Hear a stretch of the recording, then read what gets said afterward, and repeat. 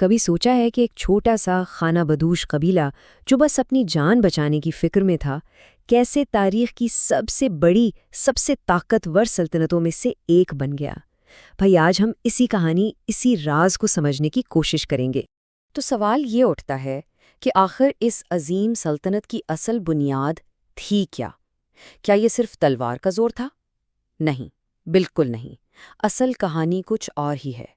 اس کی جڑیں تو ان اصولوں میں، ان اقدار میں تھیں جو ایک نسل سے دوسری نسل تک سفر کرتی رہیں۔ اچھا، تو اس پوری کہانی کو سمجھنے کے لیے ہم 4 بڑے ناموں پر بات کریں گے۔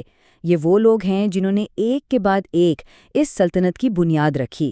سب سے پہلے سلیمان شاہ، پھر ارطغرل، ان کے بعد عثمان اور پھر اورحان۔ اور ہاں، آخر میں یہ بھی دیکھیں گے کہ بھئی اس ساری تاریخ سے ہمیں آج کیا سیکھنے کو ملتا ہے۔ چلیں تو سب سے پہلے اسی سوال کو کھوجتے ہیں کہ سلطنت کی بنیاد آخر رکھی کس چیز پر گئی تھی؟ یہ کوئی زمین کا ٹکڑا نہیں تھا، نہیں، بلکہ اس کی بنیاد کچھ بہت مضبوط اصولوں پر تھی۔ اسے سمجھنے کا بہترین طریقہ پتہ ہے کیا ہے؟ ایک درخت کی طرح سوچیں۔ سلیمان شاہ اس درخت کی جڑیں تھے، ارطغرل اس کا مضبوط تنا، عثمان اس کی پھیلتی ہوئی شاخیں، اور اورحان وہ اس کا پھل تھا۔ مطلب ہر ایک کا کردار اس کو بڑا کرنے میں بالکل کلیدی تھا۔ تو پھر شروع کرتے ہیں اس درخت کی جڑوں سے، یعنی سلیمان شاہ سے۔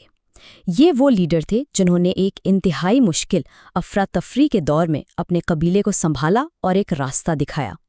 ان کی لیڈرشپ، جسے سرداری کہتے ہیں، وہ کوئی عام سرداری نہیں تھی۔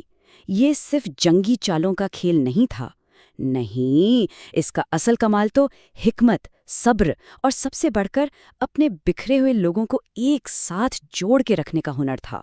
تو سوال یہ ہے کہ انہوں نے یہ کیا کیسے؟ ایک ایسی جنگ لڑ کر جسے جیتا ہی نہیں جا سکتا تھا؟ نہیں، بلکہ انہوں نے ایک بہت ہی عقلمندانہ فیصلہ کیا۔ منگولوں کے طوفان سے اپنے قبیلے کو بچا کر ایک محفوظ جگہ کی طرف ہجرت کی، اور یہی ان کا سب سے بڑا سبق تھا کہ زندہ رہنے کے لیے صرف طاقت نہیں، بلکہ اتحاد اور صحیح وقت پر صحیح فیصلہ کرنا ضروری ہے۔ اچھا، تو سلیمان شاہ نے جڑیں تو مضبوط کر دیں، اب ان جڑوں پر جو تنا کھڑا ہوا وہ تھے ارطغرل۔ یہ وہ شخص تھے جنہوں نے قبیلے کو صرف اکٹھا نہیں رکھا، بلکہ اس میں ایک مقصد، ایک نظریہ، ایک روح پھونک دی۔ ان کا ایک ہی اصول تھا، حق پرستی، مطلب کچھ بھی ہو جائے سچ اور انصاف کا ساتھ نہیں چھوڑنا۔ اور یہی ایک اصول، یہی نظریہ آگے چل کر اس عظیم سلطنت کی جان بنا، اس کی روح بنا۔ اور یہاں آ کر ایک بہت بڑی تبدیلی نظر آتی ہے۔ اب قبیلہ صرف اپنی بقا کے لیے نہیں لڑ رہا تھا، اب ان کے پاس ایک مقصد تھا، ایک مشن تھا کہ کمزوروں کی حفاظت کرنی ہے اور مظلوموں کو انصاف دلانا ہے، چاہے کچھ بھی ہو جائے۔ چلیں جی، اب کہانی میں آتے ہیں تیسرے اہم کردار، عثمان۔ وہ شخص جنہوں نے اس نظریے کو لیا اور اسے ایک ریاست کی شکل دے دی۔ وہ صرف ایک جنگجو نہیں تھے، وہ ایک خواب دیکھنے والے تھے جنہوں نے اس خواب کو سچ کر دکھایا۔ عثمان کی پہچان تھی شجاعت، لیکن ذرا ٹھہریے، یہ صرف تلوار چلانے والی بہادری نہیں تھی، یہ ہمت تھی ایک خواب دیکھنے کی، ایک پوری ریاست بنانے کا خواب، اور پھر اس خواب کو پورا کرنے کی جرت۔ تو دیکھیے عثمان نے کیا کیا۔ انہوں نے اپنے دادا سلیمان شاہ سے اتحاد سیکھا، اپنے والد ارطغرل سے نظریہ لیا، اور ان دونوں چیزوں کو ملا کر ایک وطن کی بنیاد رکھ دی۔ وہ ایک چنگارے کی طرح تھے جس نے ایک چھوٹے سے قبیلے کو ایک پوری ریاست کی آگ میں بدل دیا۔ اور اب آخر میں بات کرتے ہیں اس درخت کے پھل کی، یعنی اورحان کی۔ یہ وہ حکمران تھے جنہوں نے اس بات کو یقینی بنایا کہ یہ جو نیا خواب تھا، یہ جو نئی ریاست تھی، وہ ہمیشہ قائم رہے۔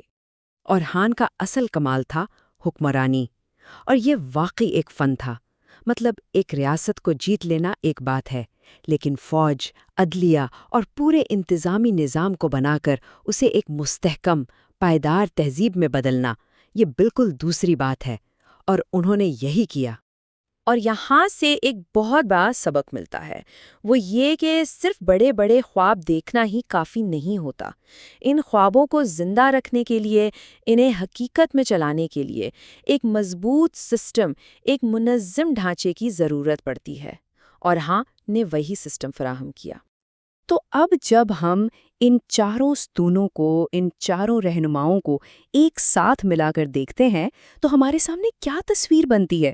اور سب سے اہم بات، اس پوری کہانی میں آج ہمارے لیے کیا سبق ہے؟ یہاں دیکھیں، پوری کہانی کا خلاصہ ہے سلطنت کی تعمیر کے 4 بالکل واضح مراحل۔ سفر شروع ہوا سلیمان شاہ کی قیادت اور اتحاد سے، پھر آیا ارطغرل کا نظریہ اور حق پرستی، اس کے بعد عثمان کی ہمت اور تخلیق، اور آخر میں اورحان کا نظام اور استحکام، ایک مکمل روڈ میپ۔ تو بات صرف تاریخ کی نہیں ہے، یہ تو ایک فارمولا ہے کسی بھی مضبوط قوم یا معاشرے کو کھڑا کرنے کا، یعنی قیادت میں حکمت ہو، نظریے میں سچائی ہو، عمل میں ہمت ہو، اور نظام میں انصاف ہو۔ یہ 4 چیزیں مل جائیں تو کچھ بھی ممکن ہے۔